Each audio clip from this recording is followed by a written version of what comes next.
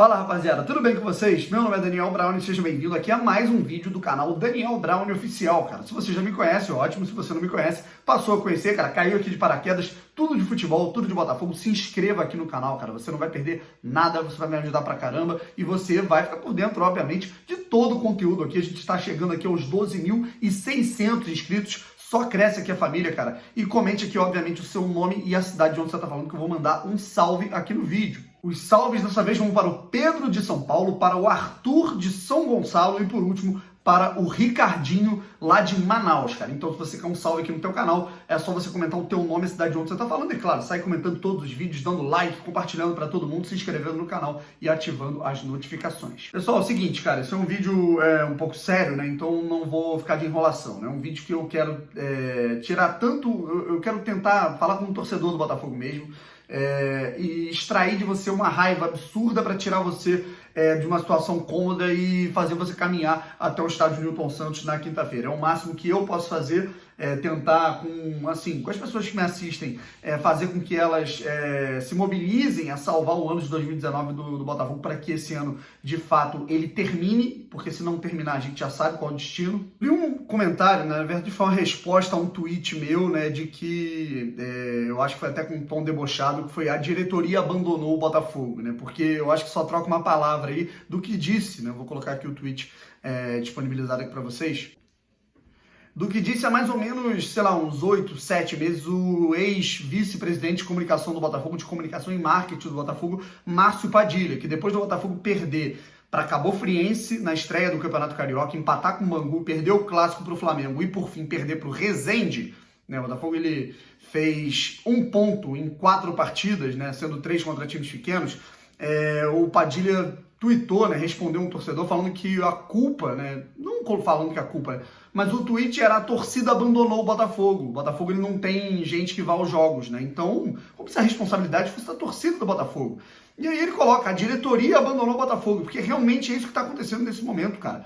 É um descaso absurdo. Eu vou dar apenas um exemplo, rapaziada. Um exemplo que talvez não esteja, assim, na nossa realidade, né? O torcedor, ele assiste aos jogos, o torcedor, ele vê quem foi contratado, ele vê quem é que vai ser escalado, mas ele não presta atenção, às vezes, nesses detalhes que são muito importantes para o ambiente do clube, para a atmosfera do clube. Eu tô falando de uma coisa que o meu amigo Pedro Depp, do setor visitante, né? Vocês devem conhecer lá o perfil dele no Instagram. Ele tem um canal no YouTube que ele grava como é que são as situações nos setores visitantes, né? Que ele vai a todos os jogos do Botafogo como visitante do Brasil todo. E ele fez uma gravação que eu vou deixar aqui disponibilizada para vocês. Ele gravou como é que tava o time do Botafogo no momento em que eles estavam embarcando, né, de Porto Alegre, no aeroporto, né, lá de Porto Alegre, o Salgado Filho, se eu não me engano, aqui para o Rio de Janeiro, voltando da derrota de 3-0 para o Grêmio. Os jogadores simplesmente sozinhos, né, num voo, né, num voo comercial, em que você só encontrava atletas e membros de comissão técnica, né? Você não via nenhum dirigente do Botafogo, nenhum cara assim para representar o clube, fazer esse elo da diretoria com os jogadores, né, e deixar absolutamente tudo largado, sem comando nenhum. Dá uma olhada nas imagens. Aeroporto de Porto Alegre abandonado. Não tem um dirigente, não tem um diretor, não tem Anderson Barros, não tem ninguém. É isso aí, ó. Esse é o Botafogo dos amadores. Então, gente, esse é um dos inúmeros exemplos, tá? E um dos inúmeros exemplos de uma diretoria. É claro que eu não vou isentar de culpa, é claro que tinha alguns problemas bem parecidos nas últimas gestões, né? Mas dessa especificamente do Mais Botafogo, né? Isso é a sensação realmente de um clube largado, né? E uma diretoria absurdamente antipática, que parece não querer ajudar. E quando ela é confrontada, quando ela é cobrada pelos erros dela, ela ainda age com deboche, como agiu o Márcio Padilha, ex-vice-presidente de comunicação do Botafogo, que vira e mexe culpava a torcida do Botafogo e continua culpando, né? Outro dia ele foi questionado sobre os 40 milhões lá da Topper, que ele falou que apareceriam num novo contrato, e ele disse que simples, não teve consumo. Mas na verdade você pega agora a campanha da capa, né, e em 3 dias, 4 dias esgotou completamente todo o estoque de camisas, né, do primeiro estoque das lojas oficiais, e também das outras lojas como Centauro, Netshoes, que esgotaram rapidamente, cara. Então, se tem alguém que salva esse clube hoje, é a torcida do Botafogo. Eu vou dar outros exemplos, cara. Eu acho que o descaso, né, com a torcida do Botafogo, quem vai aos jogos do Botafogo vê o descaso em relação aos cuidados, né, quando você vai receber a torcida nos jogos no estádio Newton Santos. Eu coloquei aqui alguns vídeos uma vez, vou até colocar aqui o vídeo que eu publiquei depois da vitória contra o Goiás, né, dos problemas na hora de entrada, da diretoria colocando só um portão, de como é que era o descaso com a bilheteria, né? Uma fila de sócio imensa, faltando 2 minutos para o jogo, sendo que tinha 7.000 pessoas no estádio. Dá uma olhada. Rapaziada, um dos jogos mais vazios do ano. Olha só, uma entrada, não sei se é uma, se são duas, mas aí, ó, uma fila absurda, faltando, 2 minutos praticamente pro jogo.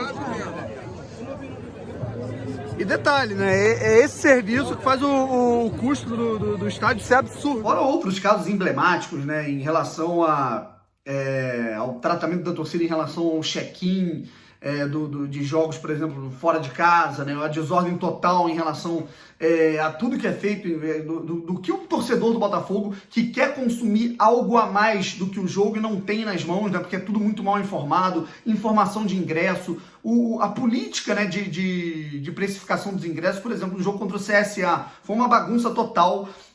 Você tinha uma leste inferior completamente superlotada, né? Tinha muito mais gente do que precisava no setor, do que o setor tinha disponível em relação ao número de lugares, e na leste superior completamente vazio, né? Então é um clube completamente largado, né, cara? Parece que que é realmente um clube de várzea, em que você abre os portões e as pessoas vão entrando. Os preços dos ingressos, né, na leste sendo mesmo o preço da norte, aí num outro jogo a leste fica muito mais cara do que a norte, e aí a oeste fica mesmo o preço da leste. Os caras não sabem o que fazer, é um clube completamente largado. Você chega em General Severiano, eu já recebi, eu coloquei até na carta que eu fiz pro Anderson Barros, né, em que ele falou em falta de respeito, inadmissível, em que pra mim inadmissível é eu chegar num voo do Botafogo, ver os jogadores do Botafogo ali embarcando e não ver o Anderson Barros, eu não vejo o Gustavo Noronha, né, eu não vejo ninguém ali para representar o grupo, né, de maneira diplomática como representante da diretoria. Falta de respeito para mim, cara, eu recebi no meu direct, né, que uma torcedora ela tentou visitar por 3 vezes a sede, né, a sala de troféus de General Severiano, e não tinha funcionário, tá almoçando, abre tal hora, e quando foi tratada com muito descaso pelo cara que estava fazendo ali o tour, digamos, com ele. E falando em tour, do Newton Santos, por exemplo, um parceiro falou que não conseguiu contato, informações direito com quem pudesse aí para fazer o tour do Newton Santos, que eu não sei nem como funciona exatamente. E o cara queria que eu fosse com ele, né? Porque, e aí, eu que não trabalho no Botafogo, não tenho nada a ver com isso, né? E tal, quase que eu fui com o cara, não fui por falta de tempo. Os próprios jogadores do Botafogo, para não ficar só focado na questão da torcida, rapaziada, os próprios jogadores do Botafogo, eles reclamam internamente disso, que falta uma voz para chegar neles e falar, rapaziada, o salário tá acontecendo isso, isso e isso, rapaziada, a gente não tem o dinheiro, galera, a gente tá aqui se planejando para pagar daqui 2 meses, porque realmente não tem. E realmente não tem essa informação. O único cara, e aí realmente é necessário passar esse tipo de elogio, além das críticas, claro, pro Anderson Barros. O Anderson Barros é o cara que geralmente ele fala e dá o papo reto, que obviamente é a obrigação de qualquer diretor que está querendo ser transparente e tem que ser transparente com seus atletas, falando que não tem dinheiro, explicando a situação. Não fosse o Anderson Barros nesse termo de segurar a barra, né, a situação talvez estivesse muito pior, por conta do descaso. O Mufarraj ele não aparece, o Gustavo Noronha ele já sumiu do mapa. Lembro no ano passado que o Botafogo ele foi eliminado pela Aparecidense na primeira fase da Copa do Brasil, uma tragédia em termos técnicos, em termos de história, um vexame histórico, em termos financeiros. O Botafogo não teria um bom dinheiro que deveria ter para as contas de 2018, e aí teve que adiantar luvas, né, que agora o Botafogo está tendo a escassez de dinheiro. O nosso pessoal do Mais Botafogo, ninguém apareceu. Logo depois da partida contra a Aparecidense, em que os jogadores eles tiveram que se posicionar em relação à eliminação, em relação ao vexame, em relação à cobrança, né, às pedras jogadas no ônibus quando eles chegaram no Rio de Janeiro. Os caras que foram lá escolhidos, né, foram escolhidos porque eram os únicos jogadores que estavam, digamos, bem com a torcida, que era o Igor Rabelo e o Jefferson, na época que a torcida tinha um pouco de simpatia. Não tinha nenhum diretor, não tinha Anderson Barros, não tinha Gustavo Noronha, não tinha Nelson Mufarrez, não tinha Carlos Eduardo Pereira, que até hoje é o vice-presidente geral do clube. Só que no momento em que alguma coisa desagrada eles são os primeiros a aparecerem no Twitter, eles são os primeiros a aparecerem em grupo de WhatsApp, eles são os primeiros a chamar não sei quem, a chamar a segurança, a agitar um processo, né? A agitar a folha salarial dos jogadores, ninguém quer agitar, mas agitar um processo de um cara que faz parte do conselho dos sócios proprietários e que estava num protesto, num ônibus, né? Isso daí eles fazem de sobra, né? Tentar eliminar inimigos, né? Pessoas que eles não gostam, é de sobra, né? Mas respeitar a torcida do Botafogo e tocar o clube pra frente, realmente, como deve ser tocado, os amadores que tocam muito bem o clube, segundo Carlos Eduardo Pereira, com 800 milhões de dívida, aí não tem erro nenhum. Eu vejo tudo isso, cara. O Mufarrez assinando papel que não é para assinar em reunião sobre clube-empresa, o estádio completamente largado, ninguém sabe de nada. E quem é que tem que segurar essa barra sempre, cara? É a torcida. Quem é que paga o salário dos jogadores quando a situação aperta? Quem é que pagou a conta de luz, né? Que o jogo contra o CSA ia ser adiado se essa conta de luz não pagasse, não fosse paga no Montenegro. Carlos Augusto Montenegro, que hoje, apesar da importância política dele no Botafogo, é um torcedor do Botafogo. Ele não tem a menor obrigação de fazer isso, ele é um torcedor do clube. Aí eu abro aqui o meu telefone, eu passo na frente do estádio Newton Santos de carro e vejo um pessoal, né, os torcedores do Botafogo, pintando o muro que está desgastado na frente do estádio, pintando o muro do estacionamento, como fez o pessoal lá da Loucos, o Rafael da Loucos, pintando como meu amigo Anderson, que é o parceiro meu lá do Twitter, sempre tá lá interagindo com a galera no Twitter, pintando, fazendo um bandeirão lindo, uma bandeira linda na entrada do setor leste do estádio Newton Santos. Eu fiz até um post lá no Instagram sobre isso. Esses mesmos caras juntando uma vaquinha para fazer uma nova bandeira, colocar uma nova bandeira lá no mastro da sede do Casarão em General Severiano, que é um charme absurdo, que agora tá com uma bandeira nova linda, fazendo vaquinha para os funcionários que estão passando fome. Então, cara, quem tá segurando essa barra nesse momento, rapaziada, além dos líderes de vestiário e tudo mais, tem o Gabriel, tem o Carly, é a torcida do Botafogo. É a torcida do Botafogo. E só a torcida do Botafogo vai conseguir evitar o rebaixamento nesse momento.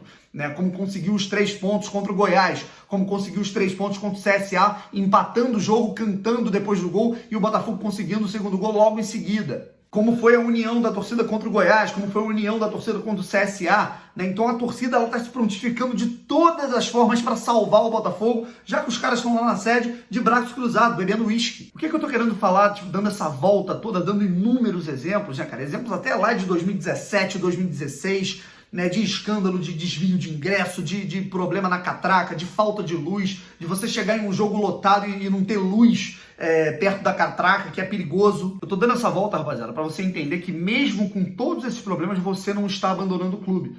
Pelo contrário, você está segurando essa barra e mantendo o Botafogo na 13ª posição agora. Se o Botafogo não estivesse com a torcida, se a torcida ela fosse tão maléfica como o Márcio Padilha, como o Carlos Eduardo Pereira e outros falam, o Botafogo estava em 20º lugar, cara. O Botafogo não estava em 13º, não. Se tem alguém que salva esse clube hoje, é a torcida. E se não for a torcida a empurrar no jogo contra o Cruzeiro, que é o jogo mais importante do ano em termos de confronto direto contra o rebaixamento, eu não sei o que vai ser. Então, se você não sabe, se você realmente está na dúvida, se você vai no jogo, se o Botafogo vai ganhar, vá.